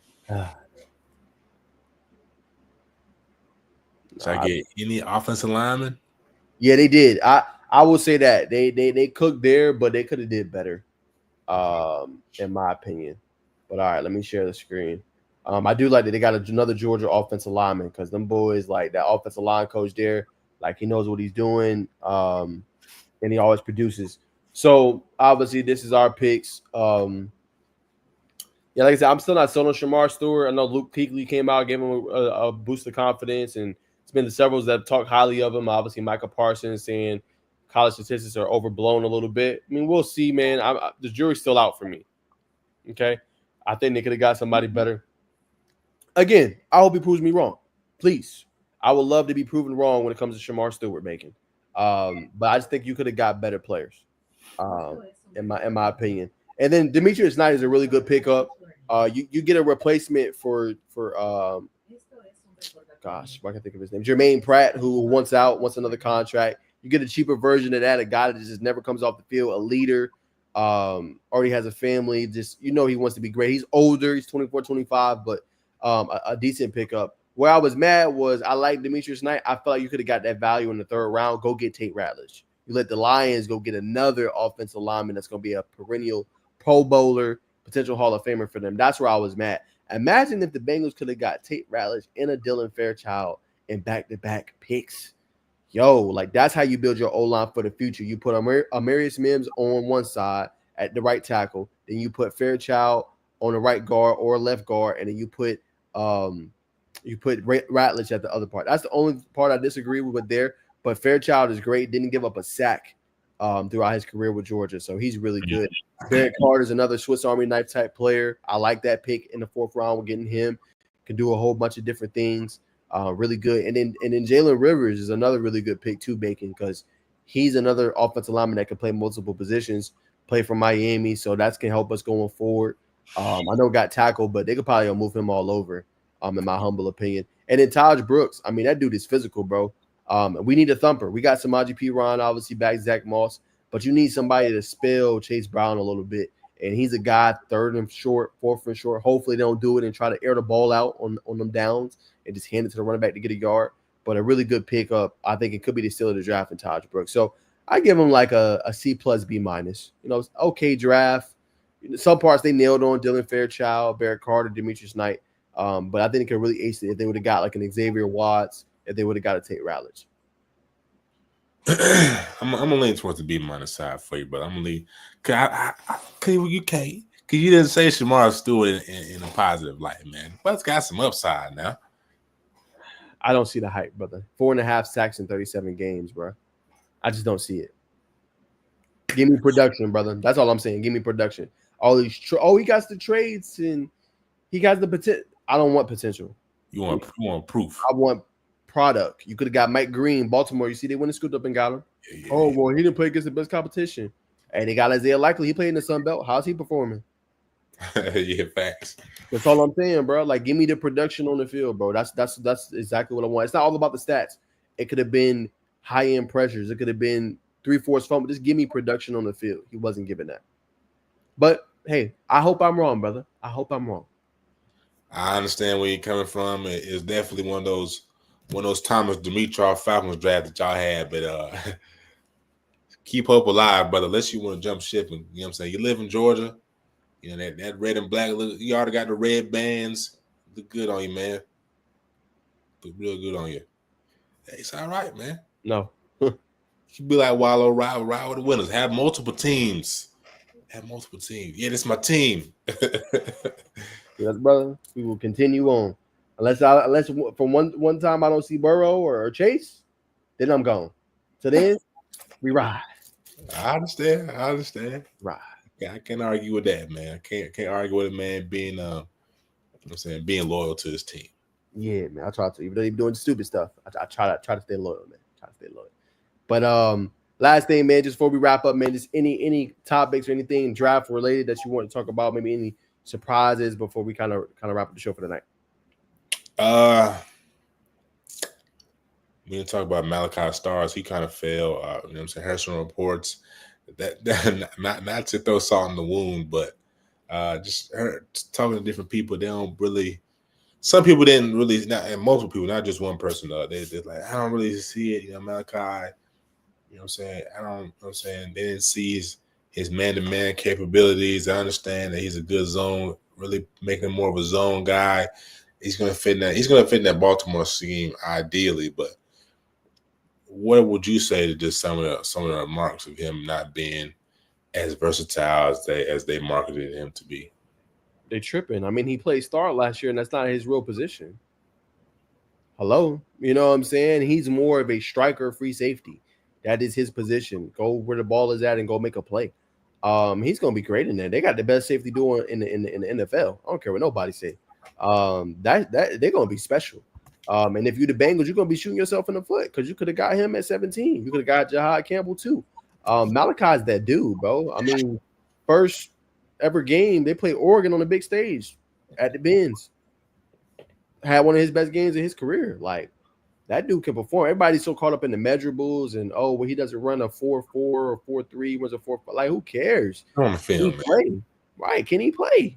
That dude can play, bro. And you're gonna see Baltimore secondary gonna be much better this year because you got Kyle Hamilton. You can just line up anywhere on the field, and then you're gonna have a free safety that's gonna be able to track the football. Good luck. They tripping. I mean, that kid can play, bro. And a lot of people gonna see it and they're gonna be sorry they passed up on him and let him go to the Ravens. 100%. Last thing, not a lot of people are talking about Ashton Genty right now, but how do you feel about Ashton Genty to the Raiders? Man, the Raiders could have really aced their draft if they would have got Shador or just got like a competent quarterback that just back up Geno, maybe even if it was for a year. That combination would have been special. But Genty is good. No one's really, if we're talking about it, Bacon, no one is even talking about Cam Ward like that. He's the least talked about number 1 overall pick I've ever probably seen. True. That's just because of the Shador stuff. And obviously his fall in the draft. But yeah, I agree with you. I feel like the media coverage, it sucks. I mean, rightfully so. I get why they covered obviously Shador thing, but Genty's gonna be special for them, bro. They have not had a back like that since Jacobs, and Jacobs left a few years ago. But he gives me that Marshawn Lynch type vibes, bro. Yeah. The ball, just a bowling ball. Good luck trying to like slow him down. So they got the next running back for the future, for some years to come. And I think it's a great fit in Las Vegas. Hopefully they continue to run the football. They're going to still have to figure out the quarterback situation. I know Geno's going to start, but you're going to need a quarterback for the future. And as they rebuild, that's not a bad centerpiece to build around.